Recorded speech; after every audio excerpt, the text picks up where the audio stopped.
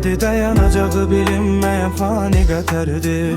Düşündükçe ağla sığmayan insanları ölüme sürükleyendi. Günler ötüp keçir kara ömürden, hayatta bir mənə tapa bilmirəm. Qaçıram bugün de yaman feleyden, ne arzu ne kema çata bilmirəm. Bu ömrü sürerken tez bir zamanda, bilmedim yaşayım yoksa ölümümü. Ezelden sert olan fani cahanda, bilmedim ağlayım yoksa gülüm mü. Bu ömrü sürerken tez bir zamanda,